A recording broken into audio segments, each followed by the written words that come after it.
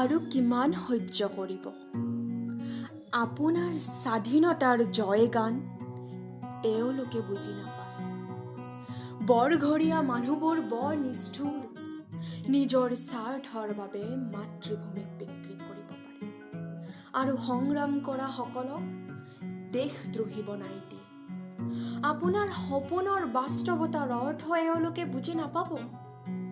এওঁলোকে বুজি নাপাব আপোনাৰ তেজত থকা শক্তি, আপোনাৰ সংগ্ৰামৰ গাথা, দেশ মাতৃৰ প্ৰতি থকা আপোনাৰ শ্ৰদ্ধা।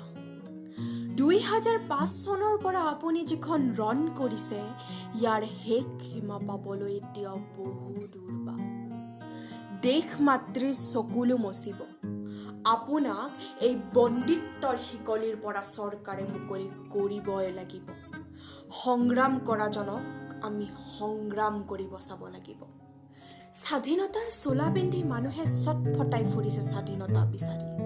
পূৰ্ণ স্বৰাজৰ সপোন আজিও পূৰণ নহ'ল। আকৌ এবাৰ সংগ্ৰাম কৰিবৰ হ'ল।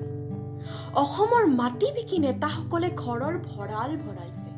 অবৈধ কয়লা খননকাৰীয়ে আকৌ এবাৰ দিহিং পাটকাই খান্দিছে আৰু জাতি মাটি ভেটিৰ বাবে মাত দিয়াসকলক কাৰাবন্দী কৰিছে। অসমীয়া জাতিয়ে আপোনাৰ বাবে বাট চাই ৰৈ আছে। আকৌ এবাৰ ওলাই আহিব আপুনি। অসমৰ জনগণৰ হকে, অসমৰ ভেটি ৰক্ষাৰ হকে আপুনি আগত থিয় হ'ব আৰু অসমীয়া জাতি আপোনাৰ লগত। আপুনি যেতিয়া জাতি ৰক্ষাৰ্থে অনশন কৰিছিল, তেতিয়া বৰঘৰীয়া মানুহবোৰ কোনো বিলাসী হোটেলৰ আমেজত ব্যস্ত আছিল। তেওঁলোকৰ বাবে আমিবোৰ টকাৰ দ্বাৰা চালিত এটি যন্ত্ৰহে মাথোন। আপোনাৰ কণ্ঠত স্বাধীনতাৰ জয়গান বিৰাজমান বাবে আজি আপুনি কাৰাগাৰত বন্দী। আপোনাৰ মুক্ততা আমাৰ স্বাধীনতা।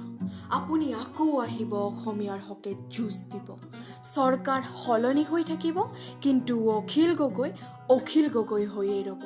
ভূপেন দাই মেণ্ডেলাক কোৱাৰ দৰে আজি আমিও কম, জিন্দাবাদ অখিল গগৈ জিন্দাবাদ।